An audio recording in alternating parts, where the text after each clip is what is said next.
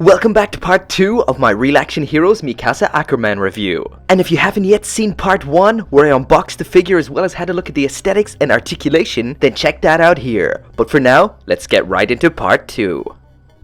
Moving on, and you can see that this figure is not skimping on it in the accessories department. So what we've got here is the cervical mantle over here, 2 of the wire anchors over here, as well as 2 blades. For the 3-dimensional maneuver gear over here, there's also these shorter blade parts for sticking into these slots down here as well, a stand and base over here, alternate hair parts, 2 alternate expressions, as well as 6 alternate hands. So now first up is the cervical mantle, and that is made out of a soft material like everything else, I guess.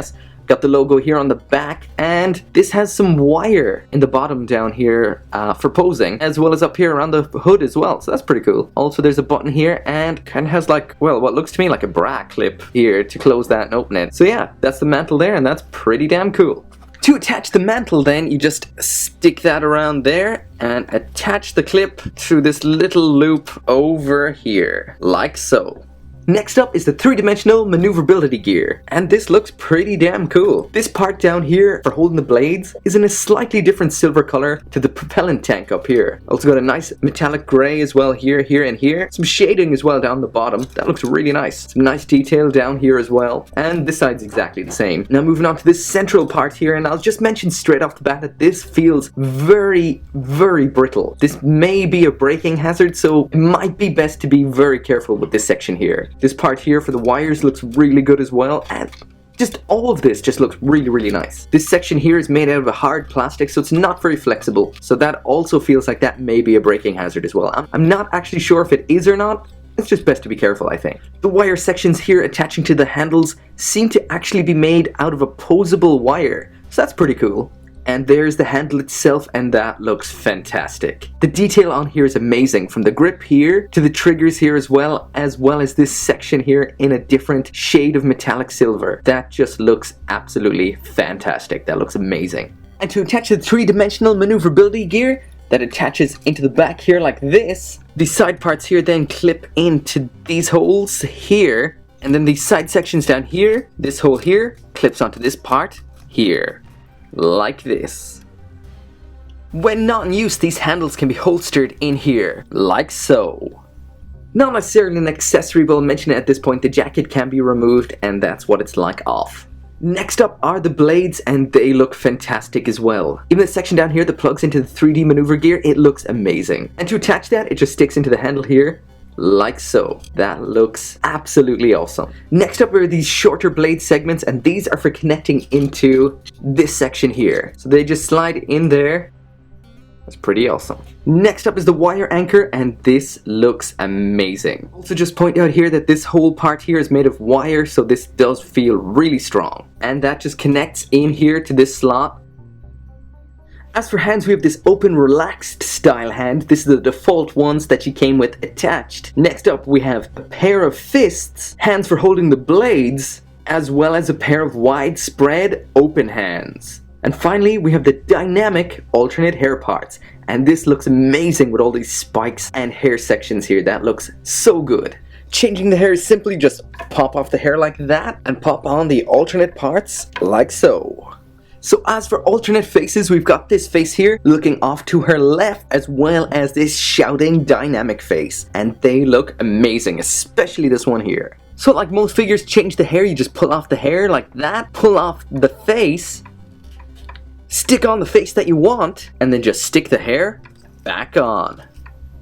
So now moving on to quality, and what can I say, but the quality here is fantastic. There really aren't many negative aspects to point out about this figure at all. Things I would have noticed about this that I didn't particularly like was there is some rough stitching here and there, like what you can see here, and in here as well. But then again, that's only on the inside of the clothes, and you don't really see that often, as the outside is pretty much perfect. This particular kind of pleather or fake leather material may degrade over time, may rip, so it might be good to be careful with this. The detail on stuff like the faces is amazing. It's really good. This is a high-end figure, and it looks like one too, as it should. The paintwork and detailing on here is amazing, with some nice shading over here, and every part looks immaculate. There's no funky painting anywhere at all, no screwed up lines, nothing like that. However, I can't help but notice a couple of nips and mole lines here and there, but not that much really. This is pretty much as bad as it gets, and that's not so bad. I'll also point out that this figure is so sturdy, I haven't had to use the base once. It can stand up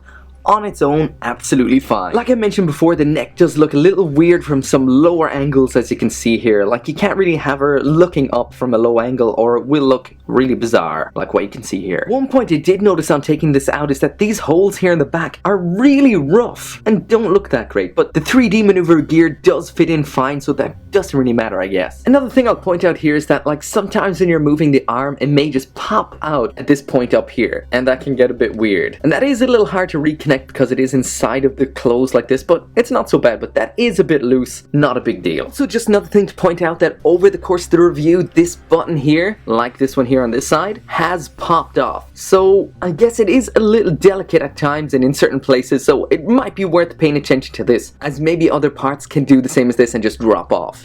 Also, like I mentioned before, this whole section here, it's really delicate and doesn't seem like it would take much attaching and reattaching to break it. So this does feel like it is a real breaking hazard. And speaking of which, this section right here, I've actually already snapped off. Thankfully, it's at a part where two parts are just joined by a peg and a bit of glue, so that can be reattached really easily and actually can just hold on okay by itself like that. But if it had broken at any point along here, that would be very difficult to repair. Just like I mentioned before, these wire parts on the three-dimensional maneuver gear are made out of an actual wire-like material, which is probably wire. But just like wire, you can see it starting to kink here, and maybe with a lot of repeated bending and flexing, this might actually snap. Again, this is another part you need to be quite careful with. Some hardcore purist Mikasa fans might not be happy that she actually doesn't come with the six-pack. So I know someone is going to ask this question, because someone always does, and that's, can you take its clothes off?